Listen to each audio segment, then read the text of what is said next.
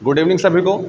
Divine coaching classes में आपका हार्दिक स्वागत है। आज हम लोग यूपीपी के आगामी परीक्षा को दृष्टिगत रखते हुए महत्वपूर्ण टॉपिक पर बात करेंगे। विश्व के देश एवं संसद के नाम। एक तरफ देश पड़ा हुआ है आपका और एक तरफ आपकी है संसद। इसे भारत है, भारत की संसद का नाम है संसद।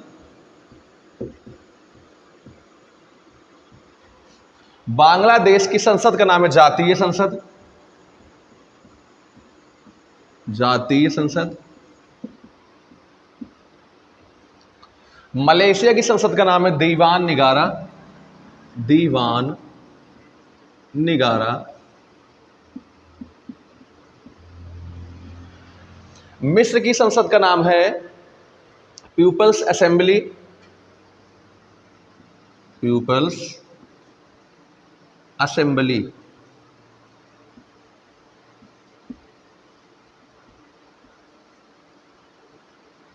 और पाकिस्तान की संसद का नाम है नेशनल असेंबली, नेशनल असेंबली।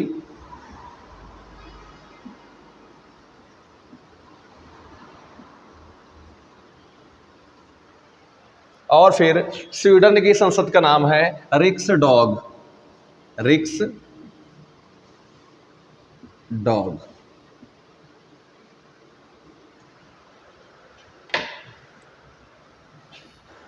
फिर पुनः आता है देश है नेपाल, नेपाल की संसद का नाम है राष्ट्रीय पंचायत, राष्ट्रीय पंचायत। फिर आता है चीन, चीन का है आपका national assembly, National People's Congress, sorry चीन का है नेशनल पीपल्स कांग्रेस।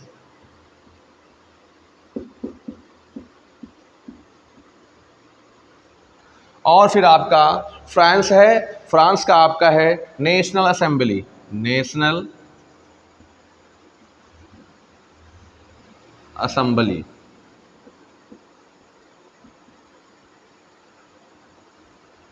रूस का आपका है ड्यूमा। आयरलैंड का है डेल आयरन, डेल आयरन। और मालदीव और ईरान का है मजलिस, मजलिस। पुनः एक बार देखिएगा, देश है आपके नेपाल, नेपाल का है राष्ट्रीय पंचायत। चीन का है नेशनल पीपल्स कांग्रेस, फ्रांस का है नेशनल असेंबली, रूस का है ड्यूमा, आयरलैंड का है डेल आयरन और मालदीव और ईरान का है मजलिस। इन दो राष्ट्रों की संसद का नाम एक है मजलिस। और पुनः जापान की संसद का नाम है डायट, डायट। इजराइल की संसद का नाम है नेसेट, नेसेट। यूएसए की संसद का नाम आपका है कांग्रेस, कांग्रेस। डेनमार्क की संसद का नाम है फोल्कटिंग, फोल्कटिंग।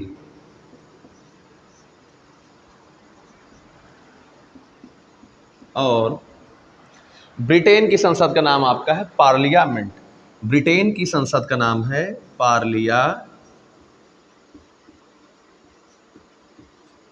पार्लियामेंट। पुनः हम लोग देखेंगे, जापान की संसद का नाम है डायट, इजराइल की संसद का नाम है नेसेट, यूएसए की संसद का नाम है कांग्रेस, डेनमार्क की संसद का नाम है फोल्कटिंग, फोल्कटिंग।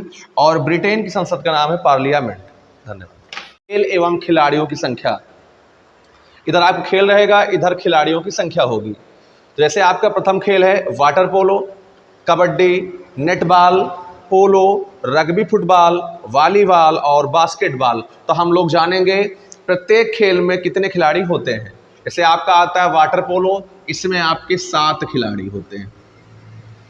फिर कबड्डी आता है, कबड्डी में भी 7 खिलाड़ी होते हैं। नेटबॉल आता है, नेटबॉल में भी 7 खिलाड़ी होते हैं, यानी 7 प्लेयर्स होते हैं। पोलो है, पोलो में जो है 4 प्लेयर यानी 4 खिलाड़ी होते हैं। रग्बी फुटबॉल है, इसमें खिलाड़ियों की संख्या सर्वाधिक होती है और इसमें जो खिलाड़ी होते हैं वह होते हैं 15। पुनः वॉलीबॉल में 6 खिलाड़ी होते हैं और आता है बास्केटबॉल में आपके 5 खिलाड़ी होते हैं। पुनः हम लोग देखेंगे वाटर पोलो में 7 खिलाड़ी होते हैं, कबड्डी में भी 7 होते हैं, नेट बॉल में 7 होते हैं, पोलो में 4 होते हैं, रग्बी फुटबॉल में 15 होते हैं, वॉलीबॉल में 6 होते हैं और बास्केटबॉल में 5 होते हैं। और फिर आपका आता है खो खो और बेसबॉल, इसमें खिलाड़ियों की संख्या होती है 9। जिम्नास्टिक में खिलाड़ियों की संख्या होती है 8। टेनिस या टेबल टेनिस में खिलाड़ियों की संख्या होती है 1 अथवा 2। और हॉकी, फुटबॉल और क्रिकेट में खिलाड़ियों की संख्या होती है 11-11। पुनः हम लोग देखेंगे खो खो और बेसबॉल में खिलाड़ियों की संख्या होती है 9। जिम्नास्टिक में खिलाड़ियों की संख्या होती है 8।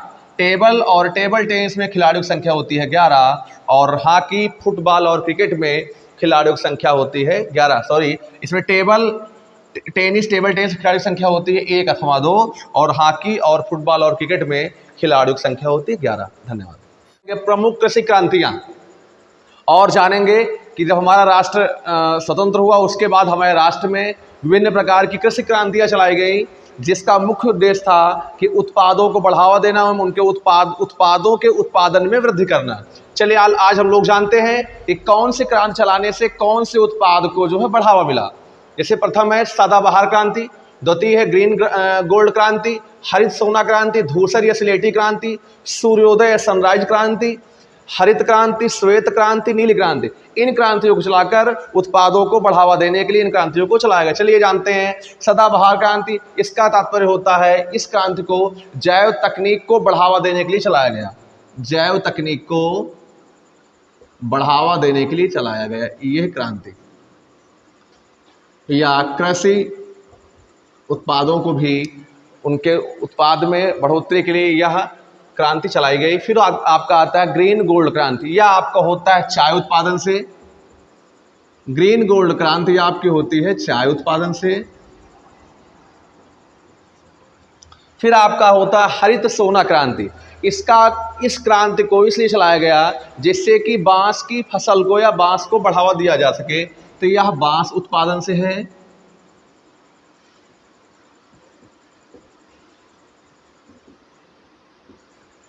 फिर आपका आता है धूसर या सिलेटी क्रांति। इस क्रांति को सीमेंट उद्योग को बढ़ावा देने के लिए चलाया गया, अर्थात सीमेंट उत्पादन में बढ़ोतरी के लिए चलाया गया।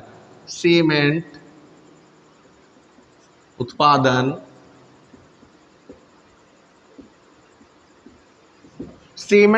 में बढ़ावा देने के लिए, सीमेंट उत्पाद को बढ़ावा देने के लिए धूसर या स्लेटी क्रांति चलाई गई।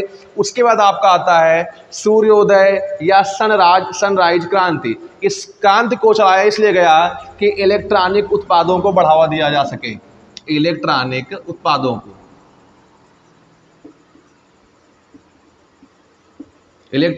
उत्पादों को बढ़ावा देने के लिए आपका सूर्योदय या सनराइज क्रांति चलाई गई। हरित क्रांति आपकी या जो खाद्यान्न उत्पाद या फिर कृषि उत्पाद को बढ़ावा देने के लिए चला गया। खाद्यान्न उत्पाद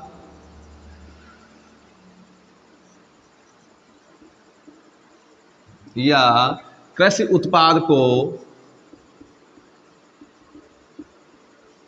उत्पाद को बढ़ावा देने के लिए हरित क्रांति चलाई गई। उसके बाद आपकी आती है श्वेत क्रांति। इस क्रांति को दुग्ध उत्पादन को बढ़ाने के लिए चलाया गया। दुग्ध उत्पादन को बढ़ावा देने के लिए या इस उत्पाद की अधिकता करने के लिए श्वेत क्रांति चलाई गई। फिर इसके बाद आपकी आती है नीली क्रांति। नीली क्रांति को मत्स्य उत्पादन हेतु चलाया गया। मत्स्य उत्पादन हेतु चलाया गया। इस क्रांति के चलाने के बाद से मत्स्य उत्पाद में अधिकता लाई गई। पुनः हम लोग देखेंगे सदाबहार क्रांति जैव तकनीक या कृषि उत्पाद को बढ़ाने के लिए चलाया गया। ग्रीन गोल्ड क्रांति चाय उत्पादन चाय उत्पाद को बढ़ावा देने के लिए चलाया गया। हरित सोना क्रांति बांस उत्पाद को बढ़ावा देने के लिए चलाया गया। धूसर या सिलेटी क्रांति सीमेंट उत्पादन में बढ़ोतरी करने के लिए चलाया गया। सूर्योदय या सनराइज क्रांति इलेक्ट्रॉनिक उत्पाद को बढ़ावा देने के लिए चलाया गया। हरित क्रांति खाद्यान्न उत्पादन या कृषि उत्पाद को बढ़ावा देने के लिए चलाया गया। श्वेत क्रांति जो है यह दुग्ध उत्पाद को और अधिक उत्पादन हेतु चलाया गया। और नीली क्रांति आपकी इसमें मत्स्य उत्पादन को और अधिक बढ़ावा देने के लिए चलाया गया। फिर इसके बाद आपका आता है भूरी क्रांति, फिर आता है रजत क्रांति, फिर उसके बाद आती है पीली क्रांति। तो इस प्रकार हम जानेंगे भूरी क्रांति चलाने के क्या उद्देश्य थे। तो भूरी क्रांति चलाने का उद्देश्य था कि आपका उर्वरक में बढ़ावा देना, उर्वरक उत्पादन से।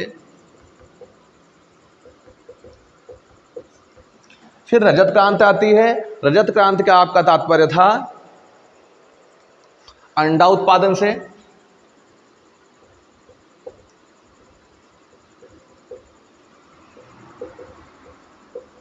फिर आपकी आती है पीली क्रांति। पीली क्रांति को इससे चलाया गया क्योंकि तिलहन की फसल को बढ़ावा दिया जा सके, अर्थात तिलहन उत्पादन से।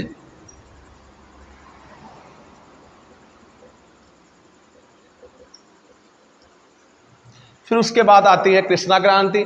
इस क्रांति को बायोडीजल उत्पादन को बढ़ावा देने हेतु चलाया गया। बायोडीजल उत्पादन को बढ़ावा देने हेतु चलाया गया। उसके बाद आती है लाल क्रांति।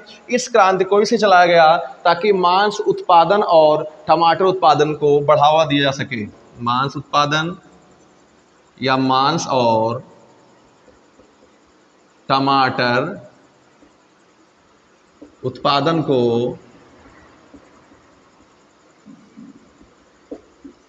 बढ़ावा देने के लिए। फिर आपकी आती है गुलाबी क्रांति। गुलाबी क्रांति को झींगा मछली के उत्पादन हेतु चलाया गया। झींगा मछली के उत्पादन हेतु चलाया गया। फिर उसके बाद आपकी आती है बादामी क्रांति। बादामी क्रांति को चलाने का उद्देश्य मसाला उत्पाद को बढ़ावा देना था। मसाला उत्पादन करना है। फिर उसके बाद आपकी आती है सुनहरी क्रांति या स्वर्ण क्रांति। इसका चलाने का मतलब ये था कि शहद या फल उत्पादन को और गति से इसके उत्पाद को प्रभावी बनाया जा सके। तो क्या इसका था? फल और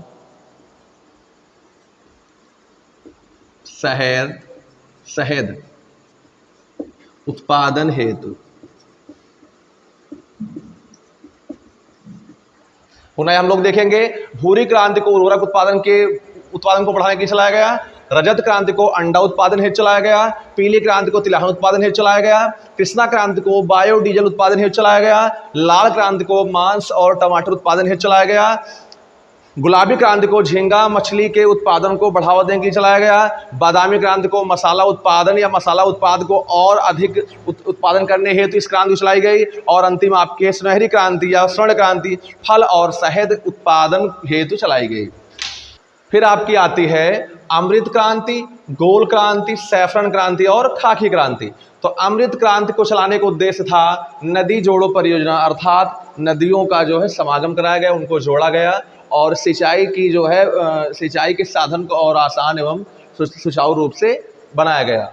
गोल क्रांति का उत्पादन था आलू उत्पादन से। सैफरन क्रांति का उत्पादन था केसर उत्पादन से। और खाकी क्रांति का चलाने का उद्देश्य था कि चमड़ा उत्पाद को और बढ़ावा दिया जा सके। पुनः देखेंगे अमृत क्रांति नदी जोड़ो परियोजनाएं हेतु चलाई गई। गोल क्रांति आलू उत्पादन हेतु चलाया गया। सैफरन क्रांति केसर उत्पादन हेतु चलाया गया। और खाकी क्रांति आपका चमड़ा उत्पादन हेतु चलाया गया। फिर आपका आता है काली क्रांति। ये आपकी होती है पेट्रोलियम उत्पादन से। पेट्रोलियम उत्पादन से।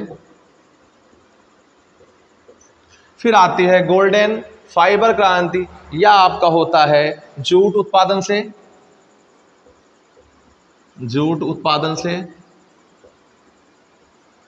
फिर आपकी आती है सिल्वर फाइबर क्रांति। यह आपका होता है कपास उत्पादन से। कपास उत्पादन से पुनः इंद्रधनुषी क्रांति इसलिए चलाई गई थी क्योंकि जितनी भी प्रकार की क्रांतियों का संचालन किया गया या चलाया गया तो इंद्रधनुषी क्रांतियों के द्वारा सभी क्रांतियों पर नजर रखने हेतु चलाया गया, अर्थात सभी क्रांतियों पर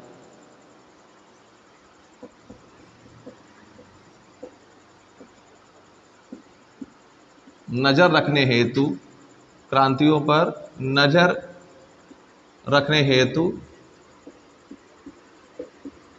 इंद्रधनुषी क्रांति चलाई गई। फिर आपका आता है व्हाइट गोल्ड क्रांति। इस क्रांति को चलाने का उद्देश्य था कपास उत्पादन से, अर्थात द्वितीय क्रांति में कपास उत्पादन से इस क्रांति को चलाने का उद्देश्य था। कपास उत्पादन से, और ये कपास क्रांति जो है ये द्वितीय क्रांति रही, ये प्रथम है द्वितीय क्रांति। प्रथम बार सिल्वर फाइबर क्रांति चलाई गई कपास उत्पादन के लिए। पुनः फिर व्हाइट गोल्ड क्रांति चलाई गई कपास उत्पादन हेतु, मैंने लिख दिया है ब्रैकेट में द्वितीय क्रांति। और आपका लास्ट आता है खाद्य श्रृंखला क्रांति। इस क्रांति को भारतीय किसानों की 2020 तक आमदनी को दोगुनी करने के लिए चलाई गई। भारतीय किसानों की आय को, भारतीय किसानों की आय को 2020 तक, जो वर्ष बीत चुका है 2020 तक, उनकी आमदनी को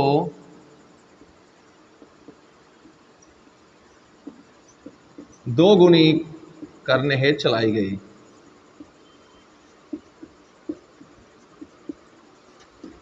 गई। पुनः देखेंगे काली क्रांति आपका पेट्रोलियम उत्पादन से है, और गोल्डन फाइबर क्रांति जूट उत्पादन से है, सिल्वर फाइबर क्रांति कपास उत्पादन से है। इंद्रधनुषी क्रांति सभी क्रांतियों पर निगरानी हेतु चलाई गई। व्हाइट गोल्ड क्रांति पुनः कपास उत्पादन को दोबारा बढ़ाने के लिए चलाई गई, व्हाइट गोल्ड क्रांति। और लास्ट में आपका खाद्य श्रृंखला क्रांति चलाई गई, जो कि भारतीय किसानों की आय को 2020। बात करेंगे कल्चर, यानी कौन से कल्चर के अंतर्गत कौन सी फसल उगाई जाती है, कौन सी फसल का उत्पादन किया जाता है, या कौन सी फसल को कृषि रूप में ढाला जाता है। जैसे आपका आता है सेरीकल्चर। सेरीकल्चर के अंतर्गत रेशम कीट पालन का उत्पादन किया जाता है। रेशम कीट पालन को बढ़ाया दिया जाता है। उसके बाद आता है एपी कल्चर। एपी कल्चर के अंतर्गत मधुमक्खी पालन किया जाता है। मधुमक्खी पालन किया जाता है। फिर आता है आपका हार्टिकल्चर। हार्टिकल्चर में बागवानी को बढ़ावा दिया गया, अर्थात बागवानी की जाती है। फिर इसके बाद आता है ओलेरीकल्चर। ओलेरीकल्चर के अंतर्गत जमीन पर रेंगने वाली सब्जियां जैसे तरुई, लौकी इत्यादि जो सब्जियां होती हैं उनको बोई जाती है। इसमें लिखेंगे जमीन पर रेंगने वाली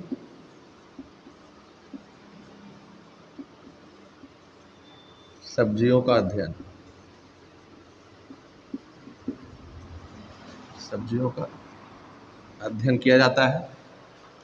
फिर आता है फ्लोरिकल्चर। इसके अंतर्गत फूलों का फ्लोरिकल्चर आता है। फ्लोरिकल्चर के अंतर्गत फूलों का अध्ययन किया जाता है। फूलों का अध्ययन।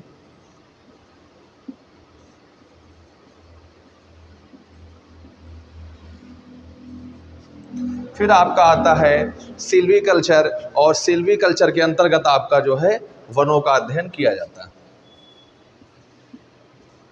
वनों का अध्ययन। पुनः हम लोग देखेंगे एक बार। सेरीकल्चर के अंतर्गत रेशम कीट पालन का अध्ययन किया जाता है। एपी कल्चर के अंतर्गत मधुमक्खी पालन का अध्ययन किया जाता है। हार्टिकल्चर के अंतर्गत बागवानी का अध्ययन किया जाता है। ओलेरीकल्चर के अंतर्गत जमीन पर रेंगने वाली सब्जियों का अध्ययन किया जाता है।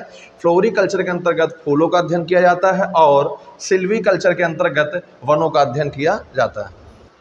फिर आते हैं pisciculture. Aquaculture, viticulture, vermiculture, arboriculture और मेरिकल्चर। तो पिसिकल्चर के अंतर्गत जो है मत्स्य पालन किया जाता है, मत्स्य पालन का अध्ययन किया जाता है, मत्स्य पालन। इसके बाद आता है एक्वाकल्चर। एक्वाकल्चर के अंतर्गत झींगा मछली का अध्ययन किया जाता है, इसको कैसे पालना है या इनसे संबंधित जितनी सूचनाएं होती हैं। उसके बाद आता है विटीकल्चर। इसके अंतर्गत अंगूर का अध्ययन किया जाता है, अंगूर खेती वगैरह, अंगूर का अध्ययन विटीकल्चर के अंतर्गत किया जाता है। फिर उसके बाद आता है वर्मीकल्चर। इसके अंतर्गत केचुआ पालन का अध्ययन किया जाता है, केचुआ कैसे पालना है, इसका उत्पादन कैसे बढ़ाना है।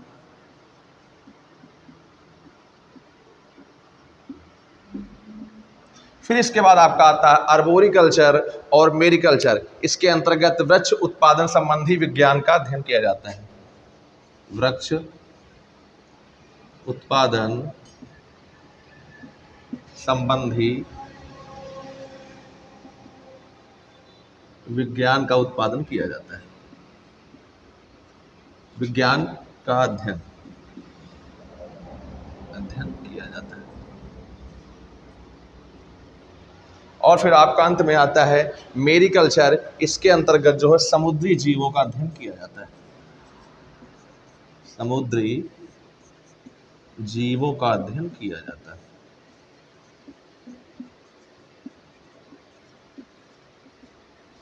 पुनः हम लोग देखेंगे पिसिकल्चर के अंतर्गत मत्स्य पालन का अध्ययन किया जाता है, एक्वाकल्चर के अंतर्गत झींगा मछली का अध्ययन किया जाता है, विटीकल्चर के अंतर्गत अंगूर का अध्ययन किया जाता है, वर्मीकल्चर के अंतर्गत केचुआ पालन का अध्ययन किया जाता है, आर्बोरिकल्चर के अंतर्गत वृक्ष उत्पादन संबंधी विज्ञान का अध्ययन किया जाता है और मेरिकल्चर के अंतर्गत समुद्री जीवों का अध्ययन किया जाता है। फिर इसके बाद आता है आपका आगे पामोकल्चर, एरोपोटिक और हाइड्रोपोनिक्स। ध्यान दीजिएगा, पामोकल्चर के अंतर्गत फलों का अध्ययन किया जाता है, फलों का अध्ययन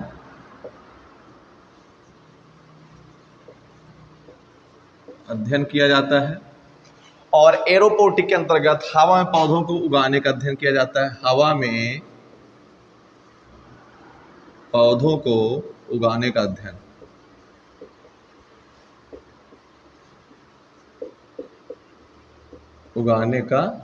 किया जाता है। और फिर हाइड्रोपोनिक्स में पानी में पौधों को उगाने का अध्ययन किया जाता है, पानी में पौधों को उगाने का अध्ययन किया जाता है।